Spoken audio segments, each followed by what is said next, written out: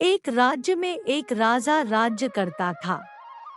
राजा के मन में जिंदगी को लेकर आने वाले नकारात्मक विचार सुकून की जिंदगी जीने ही नहीं देते थे, जिस वजह से राजा आए दिन परेशान रहता था।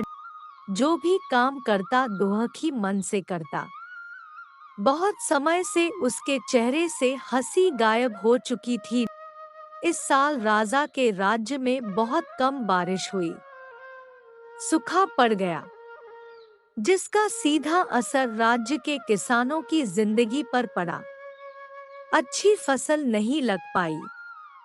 सब किसान बहुत दुखी और उदास थे। राजा अपने राज्य में भ्रमण करने के लिए निकला। वहीं पर एक मेला लगा हुआ था, जहां पहुंचकर राजा ने हर आदमी के चेहरे पर उदासी देखी। लेकिन उन सब में सिर्फ एक आदमी ही ऐसा था जो राजा को देखकर खुश था, मुस्करा रहा था। वो आदमी एक दुकान के बाहर बैठा था।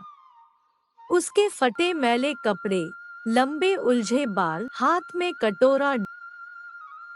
यह सब देखकर राजा समझ गया कि वो भिखारी है। भिखारी को मुस्कराते देख राजा कुछ देर बाद अपना उदास मन लिए वहां से चला गया। अगले दिन राजा अपने रथ पर फिर से राज्य का भ्रमण करने निकला। फिर से वही दुकान से होकर जब राजा गुजर रहा था तो राजा को फिर से वही भिखारी मिला। भिखारी के चेहरे पर मुस्कान थी।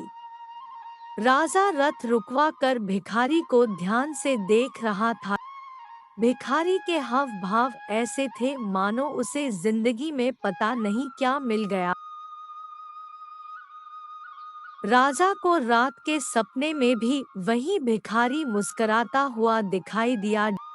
अगले दिन राजा ने उस भिखारी को अपने दरबार में बुलाया। राजा ने बड़े अचरज मन से पूछा, तुम्हारे पास पहनने को कपड़े नहीं, ना रहने को घर है, ना ही परिवार, खाने को 2 वक्त की रोटी तक नहीं मिलती, फिर भी तुम इतना खुश और सुकून से कैसे जी रहे हो अपनी जिंदगी को? तब भिखारी बोला, मैं कल की नहीं सोचता हूँ। जो जिंदगी आज है बस उसी को जीता हूँ। और फिर कल किसने देखा है कि क्या हो जाए। भले ही मैं गरीब हूँ लेकिन मुझे इसका क्षणिक भर भी गम नहीं, क्योंकि मेरी कोई ऐसी इच्छाएं ही नहीं जिसके लिए मुझे धन की आवश्यकता पड़े। जैसा हूँ जहाँ हूँ बस खुश रहता हूँ, आनंद में रहता हूँ। अचानक से राजा के चेहरे पर हल्की सी मुस्कान आ गई। भिखारी की इन बातों से राजा को अपनी परेशानी का हल मिल गया था। राजा को सुकून की अनुभूति हो रही थी। राजा को जिंदगी की बहुत बड़ी सीख मिल गई थी।